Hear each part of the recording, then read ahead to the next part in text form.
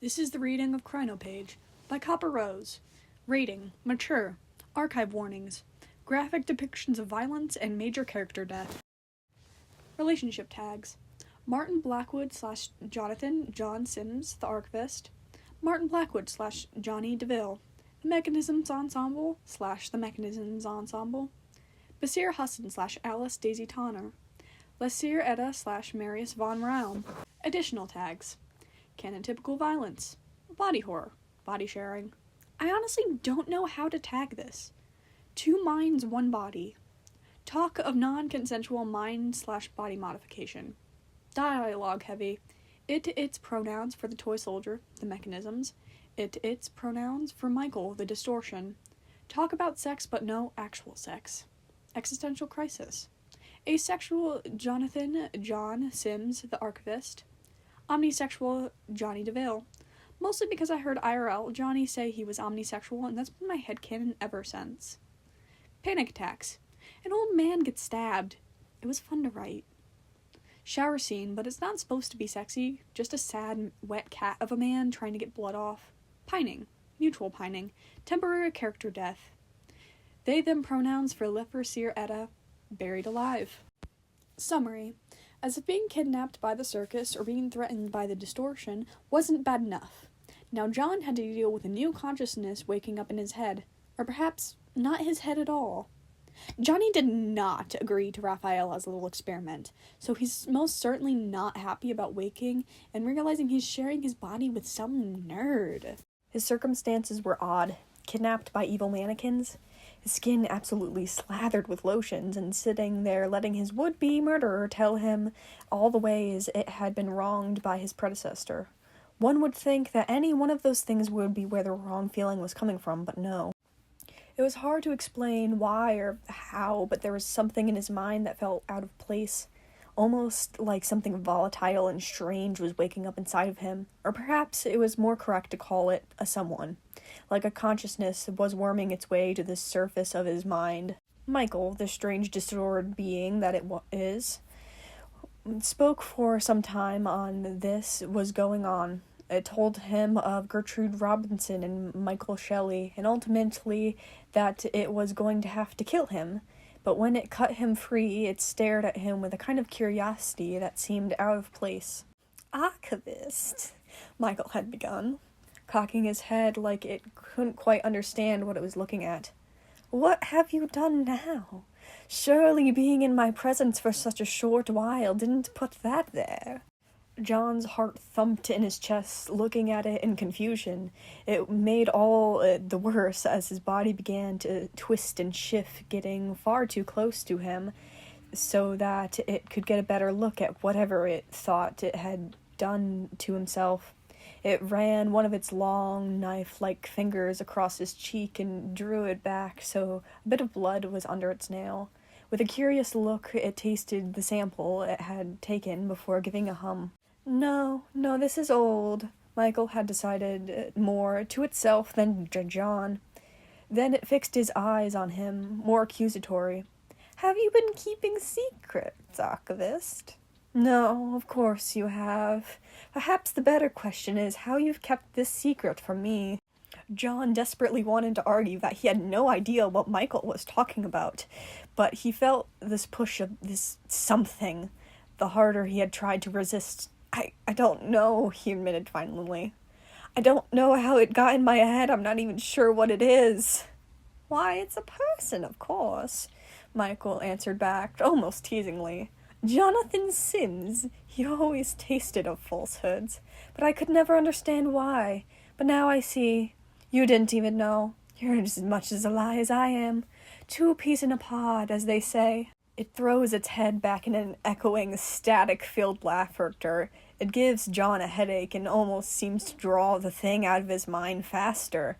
Before he even knows what he's doing, John throws himself forward, his fist balled in Michael's jumper. The fabric felt wrong against his skin, the texture feeling less like yarn and more like clay, almost wet and with far too much give. Shut your fucking mouth, John hissed in a tone and accent that was entirely wrong. As soon as the words left his mouth, John's eyes had gone wide and he scrambled back, away. Even Michael looked surprised at this, which was perhaps the only reason that a little act hadn't earned John yet another scar to add to his ever-growing collection.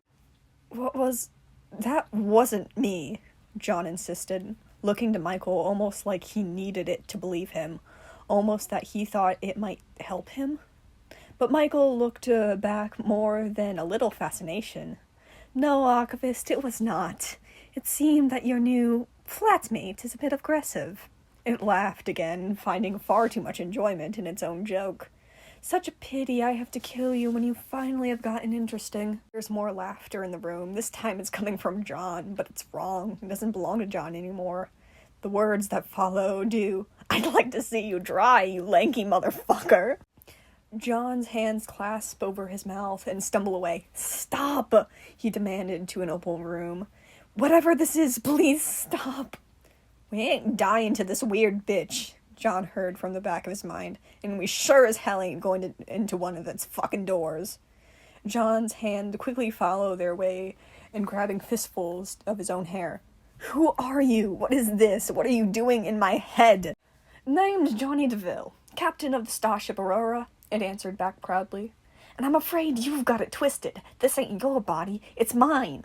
You are a science experiment that I did not consent to.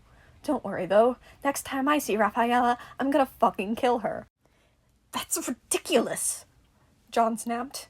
"Never mind the starship bit. How could this be your body? I have memories of my childhood, my grandmother, my family, a grandma that conveniently passed right before uni," the voice scoffed. "Family you never see and never have seen since your grand's funeral. Don't even have anything of hers because you didn't have the space in your dorm.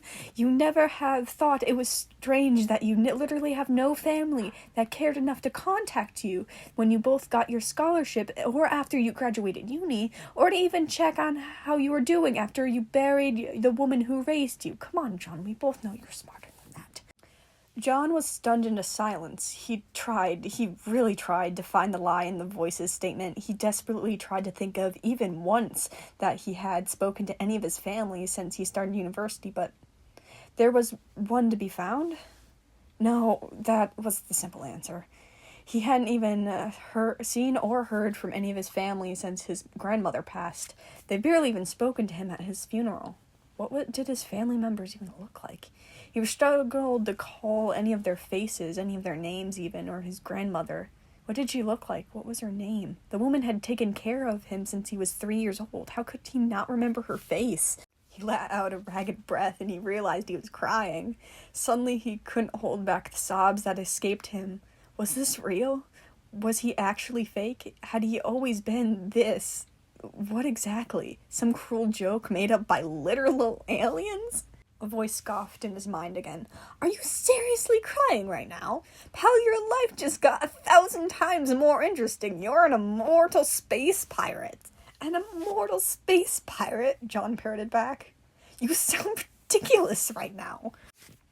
"An immortal space pirate," it continued, "who's also in a band." "You are not helping." John was screaming now, the tears all flowing freely. "This is insanity. This can't be real." At the revelation, his eyes fall onto Michael, who looked at him almost like it couldn't believe all the things it was hearing either. "Are you doing this?" He almost begged the way his voice trembled. He needed this to be a lie. He needed this to be one of its horrible tricks. But Michael looked back, an expression that filled its way with forlorn. "Someone has done you a great cruelty, Archivist," it answered back, its voice sorrowful, like it had just been the one to told John of the story of Michael and Shelley. "If I were the one who have done this, I might have felt a bit of pride in your mania and savor the taste of the sheer wrongness in your being, but to see it as it was from the outside... I do apologize, Archivist, but I had no hand in this, and it is not something I can take away. The only solace I can offer you is a swift end." Michael gestured towards its door, and John was tempted to take the offer, get this miserable fake life over with. He managed a single step forward, towards the door, towards Michael. but a sneer came to his face in the wrong voice, and a voice that apparently belonged to Jonny DeVille came out of his mouth instead. "I ain't going in your fucking door," it spat back at Michael. "And I ain't dying anytime soon, or did you miss the immortal part of a mortal space pirate?"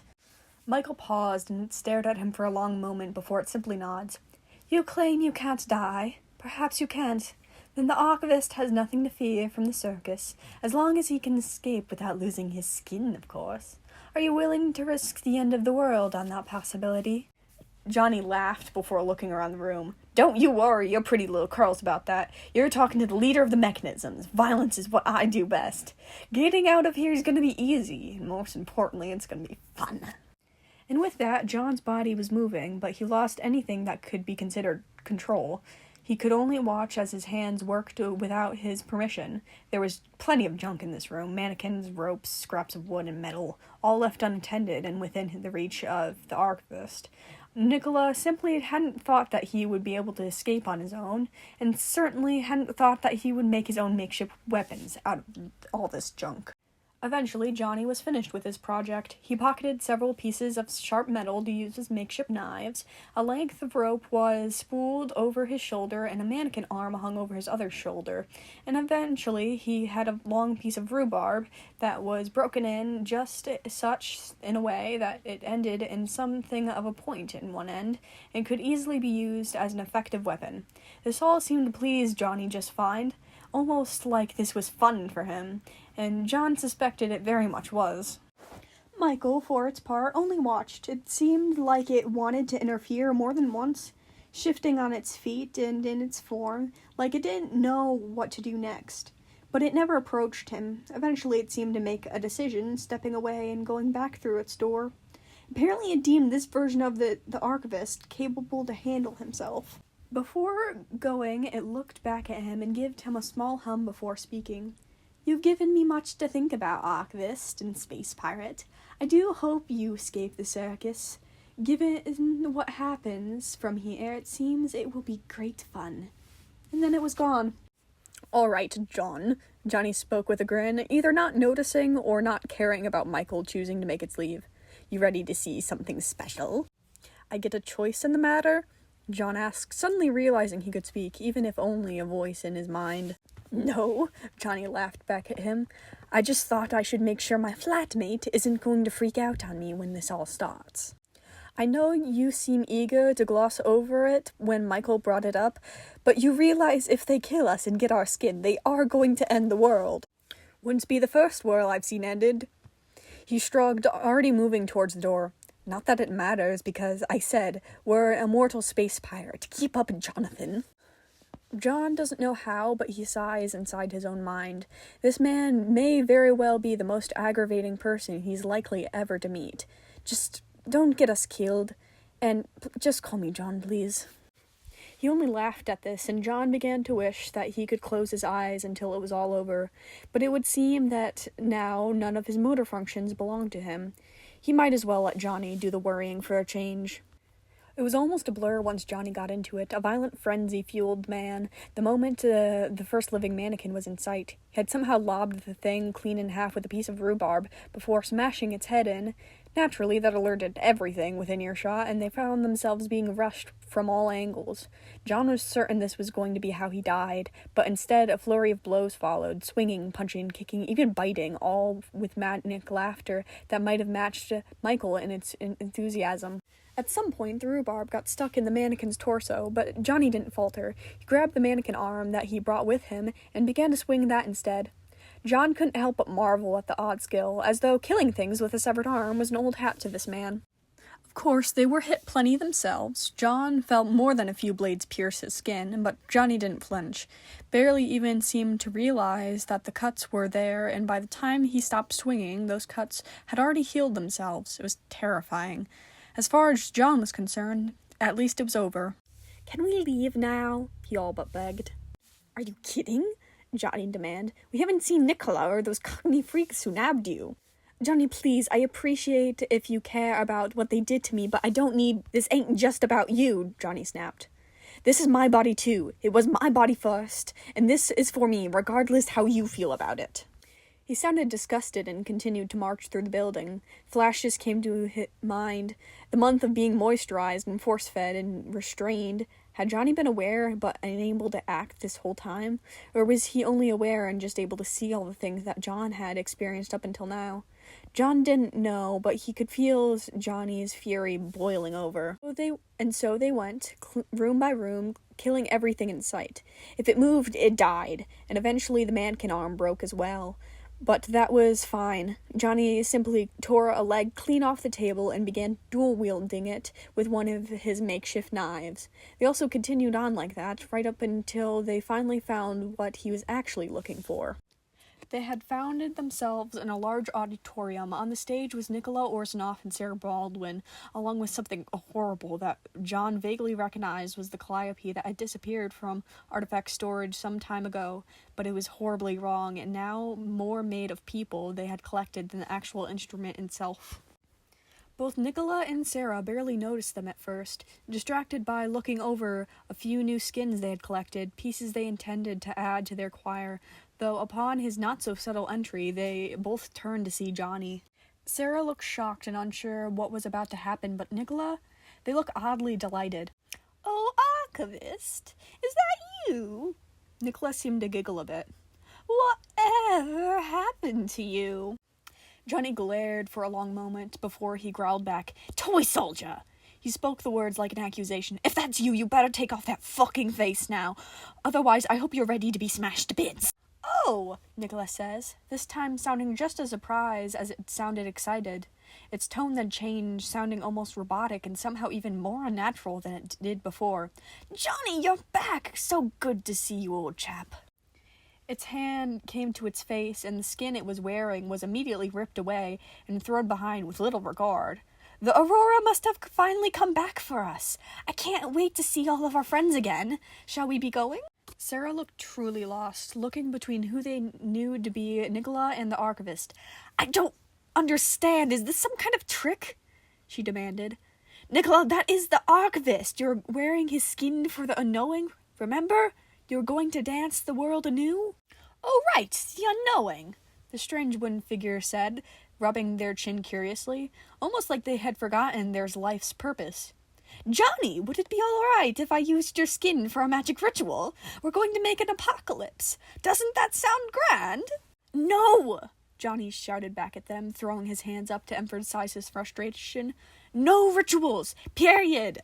"Oh well," Nicola shrugged with far too of a chipper tone. "Sorry, Sarah. Maybe next time." John isn't surprised when Sarah attacks. Not even really surprised that it's Nicola she attacks rather than him, grabbing the heaviest thing she could, a large piece of debris, and brought it down on Nicola's head with a hateful amount of force, then repeated the act several more times.